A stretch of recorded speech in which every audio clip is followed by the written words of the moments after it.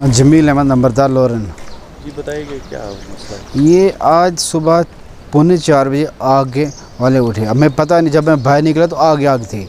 तो जब तक आर्मी पहुंच गई, यहाँ पुलिस पहुंच गई, पब्लिक पहुंच गई, इन्होंने काबू पाया। फिर भी 9 दुकानें जल गई यहाँ। वरना अभी लॉकडाउन खुला था, लोग कारोबार कर रहे थे, इन्होंने लोन लिया हुआ था बैंक से, तो अब सब कुछ लॉस हो चुका है इनका। मैं चाहता हूँ इंतज़ामिया से कुछ इनकी मदद करें लोगों की।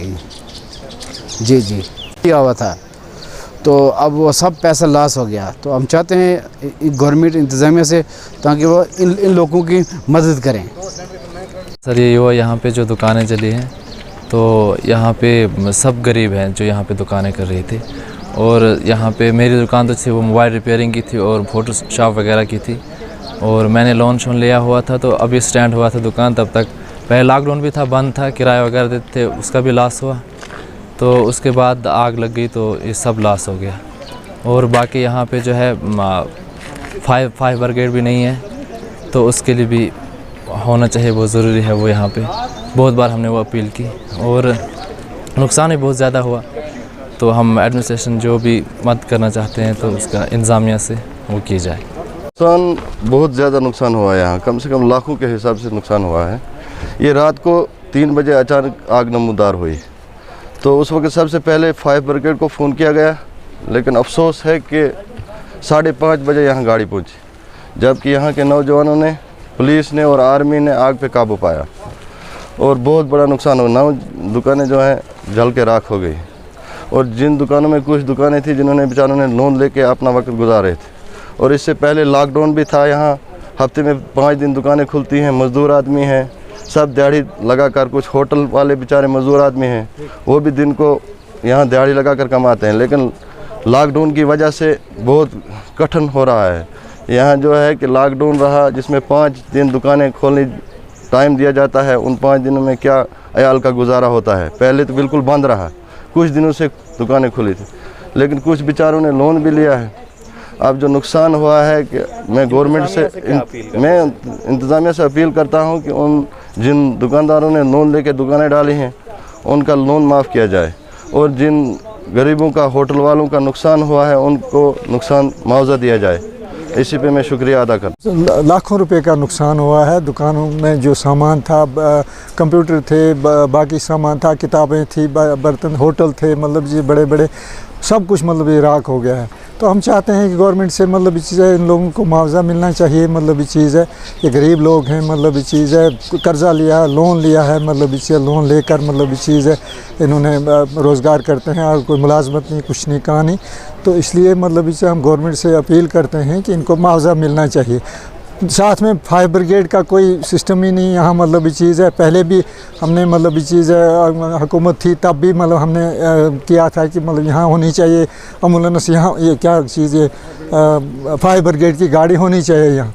तो आज मतलब आज भी नहीं आ सकी गाड़ी, मतलब ये चीज़ है, ये सारा इतना नुकसान हो गया। और कितना 6 किलोमीटर है मतलब ये चीज़ है, और पक्की रोड है, तो वो भी नहीं आ सकी, मतलब ये चीज़ है। तो मेहरबानी करके मतलब ये चीज़ है, ये इसमें इनको मुआवजा मिलना चाहिए। मतलब आपके हिसाब से कितनी दुकानें होंगी जिनको खातिरदार होंगे? मेरे ख्याल में 8 दुकानें हैं, 9 दुकानें मतलब जो है राख, 9-10 दुकानें हैं।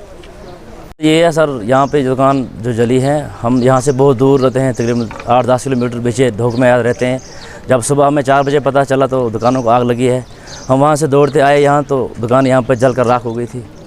मेरे भाई ने पढ़ा हुआ था, नौकरी नहीं मिली, उनने लोन लिया हुआ था, तो दुकान डाली थी मोबाइल रिपेयरिंग की, और ये कंप्यूटर वगैरह रखा हुआ था, तो वो जल कर राख हो गया है। यहाँ पे फायर वगैरह भी नहीं है सर, तो उनको रिपोर्ट दी गई थी रात को ही, वो सुबह 5 बजे आए, तब तक सब दुकानें जल कर राख हो गई थी। तो हम इंतज़ामिया से अपील करते हैं कम से कम यहाँ पे एक फायर ब्रिगेड होनी चाहिए। पहले भी 3-4 मकान जले यहाँ पे, उस दिन भी दब आती है गाड़ी, जब मकान जल कर राख हो जाते हैं, सुबह 5 बजे आते हैं। कम से कम एक फायर ब्रिगेड यहाँ पे होनी चाहिए थी। नुकसान इतना हुआ है तो इनको कम से कम कुछ ना कुछ मिलना चाहिए। तो हम इनका भी देखते हैं क्या होगा। तो यहाँ पे सुबह हमने जब फायर ब्रिगेड आई तो तब तक दुकानें बिल्कुल जल कर राख हो गई थी।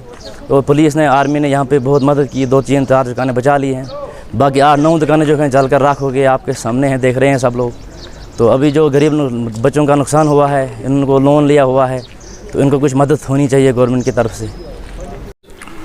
अच्छा, आज सुबह 4 बजे के करीब हमें इंफॉर्मेशन मिली कि बस स्टैंड में फायर जो है ब्रोक आउट हुई है, जिस वजह से काफ़ी दुकानों को नुकसान हुआ। जैसे ही हमें इंफॉर्मेशन मिली, हमने अपनी पूरी टीम जो पुलिस की थी रश किया हमने मौके पे। तो मौके पे जाके लोकल लोगों का भी सहयोग से और आर्मी का भी जो यहाँ है उनको भी हमने इन्फॉर्म किया, वो भी मौके पे पहुँचे। तो फिर हमने टाइमली उस पर काबू कर लिया। नहीं तो अगर टाइमली आग पे काबू ना पाया जाता तो पूरी मार्केट जिसमें 50-100 दुकानें थी तो सारी राख हो जाती।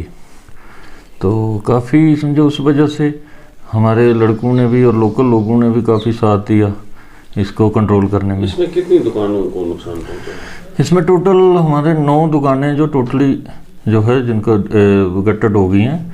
तो बाकी जो दुकानें थी, पास में बैंक भी था, गाड़ियां भी थी, जो बस स्टैंड में बसेस लगी हुई थी, उनको भी हमने टाइमली निकलवा दिया। तो नहीं तो काफ़ी बड़ा नुकसान हो सकता था। इस सवाल से पुलिस ने क्या कार्रवाई की अब तक? हमने इसमें FIR लगाई है। FIR हमने लगाई है। अब इसमें रीज़न उसमें पता कर रहे हैं कि किस वजूहत से जो है ये इसमें आग लगी है, तो उसमें कार्रवाई हो रही है।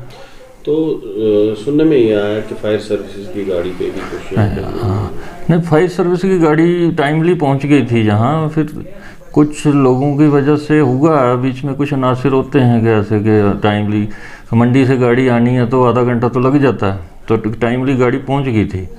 उसमें फायर सर्विस का बिल्कुल भी कोई नहीं है। उससे पहले फायर जो है हमने कंट्रोल कर ली थी वैसे आर्मी की मदद से। बहुत बहुत शुक्रिया sir. Thank you. Rakib Sir's Excellence Paripura Srinagar offers coaching for 11th, 12th, Arts and Commerce, all subjects with Valley's top faculty on board. Visit Rakib Sir's Excellence Paripura Srinagar. Call on 9622 888 333 9469 888 333.